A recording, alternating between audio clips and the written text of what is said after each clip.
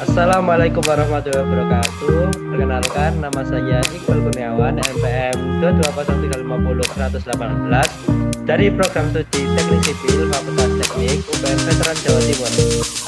Pada kesempatan kali ini saya akan mempresentasikan hasil literatur review saya dengan judul Analisis Mekanisme Transfer Beban pada Sistem Perbaikan Tanah Menggunakan Minipel dan Struktur Bambu. Nah, topik ini termasuk dalam kategori soil improvement menggunakan minipel untuk clay dan sandy soil. Presentasi ini saya susun sebagai tugas UTS mata kuliah Teknologi Perbaikan Tanah di bawah bimbingan Aulia Patikasari STMT. Latar belakang. Jadi, kita tahu bahwa hampir seluruh wilayah Indonesia, terutama di daerah rawa, pesisir atau tepi sungai, banyak ditemukan tanah lempung, lunak, dan pasir. Masalah utama dari jenis tanah ini adalah daya dukung tanah rendah, penurunan tinggi, dan waktu konsolidasi yang lama. Kalau tanah seperti ini langsung dibebani struktur, misalnya timbunan jalan atau fondasi bangunan, maka bisa menyebabkan retak, miring, atau bahkan runtuh. Karena itu perlu dilakukan perbaikan tanah supaya tanah mampu menahan infrastruktur di atasnya. Nah, salah satunya adalah metode yang cukup populer dan murah adalah struktur bambu atau minipel. Karena selain efektif, juga memanfaatkan material lokal yang ramah lingkungan.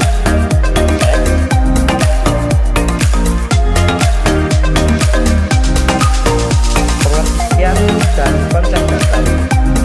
Secara umum, soil improvement berarti segala usaha untuk memperbaiki sifat teknis tanah agar sesuai dengan kebutuhan konstruksi. Menurut CAS 2019, metode perbaikan tanah dibagi menjadi dua, mekanis dan kimiawi. Nah, jerucuk bambu atau minipel termasuk dalam perbaikan mekanis karena menggunakan elemen tiang kecil yang dipanjang untuk memperkuat tanah. Tujuannya adalah memindahkan beban dari lapisan tanah lunak ke lapisan yang lebih keras di bawahnya.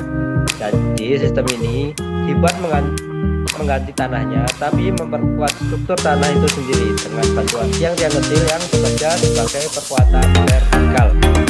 Next.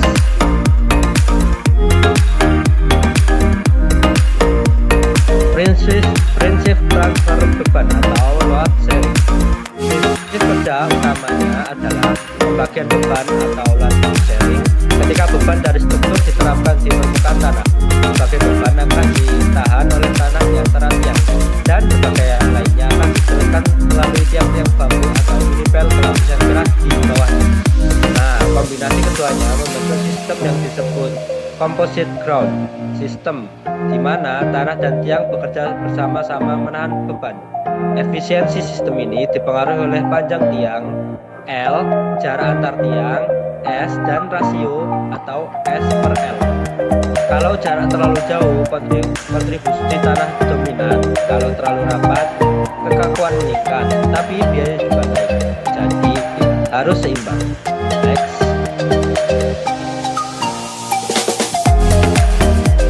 Mekanisme pada tanah lempung atau clay soil. Pada tanah lempung, fungsi utama jerucuk bambu ada dua. Pertama, sebagai perkuatan struktural, yaitu menahan gaya vertikal dari beban di atas. Kedua, sebagai drainase vertikal, karena setelah antara bambu membantu mempercepat keluarnya air pori, sehingga konsolidasi tanah lebih cepat. Nah, berdasarkan penelitian pertama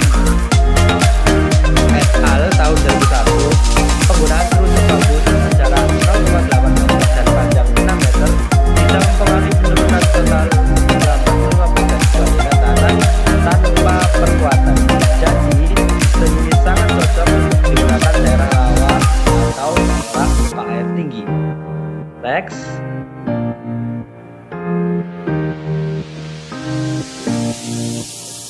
Selanjutnya ada mekanisme pada tanah pasir atau soil sandy soil. Sementara pada tanah berpasir, mekanisme agak berbeda. Ketika minipel dipanjang ke dalam tanah pasir lepas, partikel pasir di sekitar tiang kan terdesak dan menjadi lebih rapat. Proses ini disebut densification.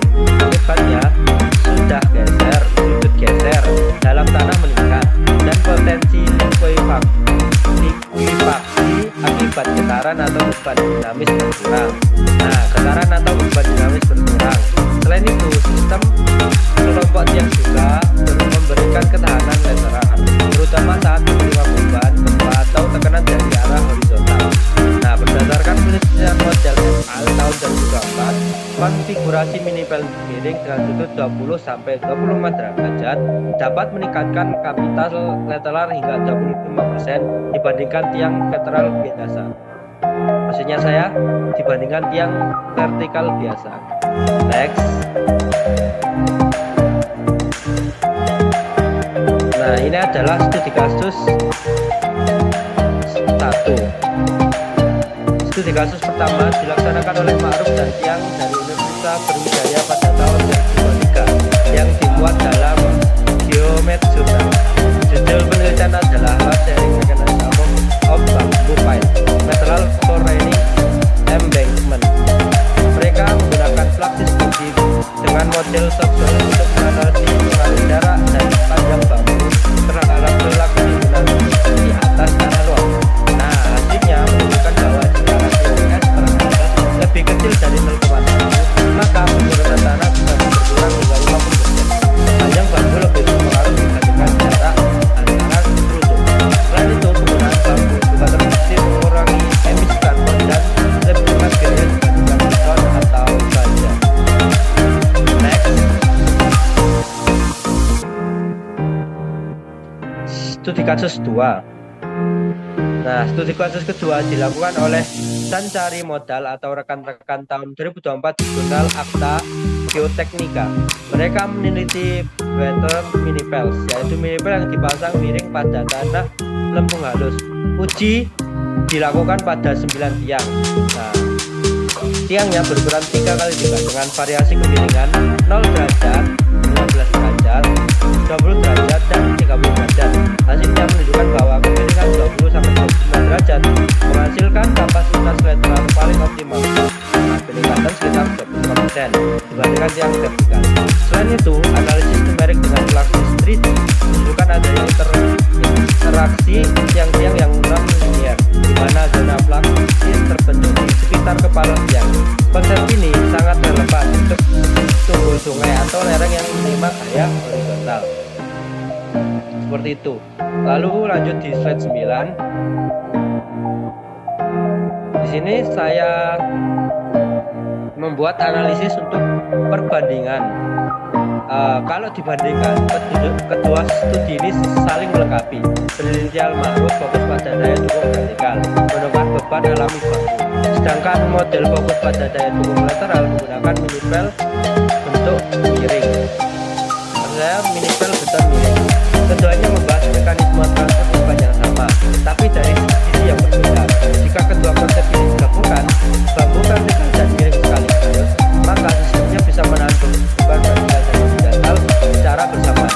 Artinya, kita bisa membuat kekuatan tanah yang lebih stabil, efisien, dan tetap ramah lingkungan. Selanjutnya, untuk aplikasi lapangan dan implementasi di Indonesia sendiri, metode ini sudah diterapkan dalam beberapa proyek.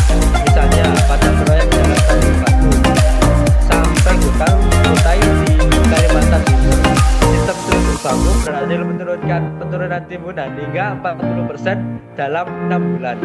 Di sisi lain, minipel beton banyak digunakan di daerah urban seperti Surabaya dan Jakarta untuk proyek gedung di atas tanah lunak. Dengan mengombinasikan sistem tradisional seperti bambu dan sistem modern seperti minipel, kita bisa mendapatkan solusi yang kuat, tetapi tetap berkelanjutan sesuai dengan pembangunan hijau atau Green Construction. Next.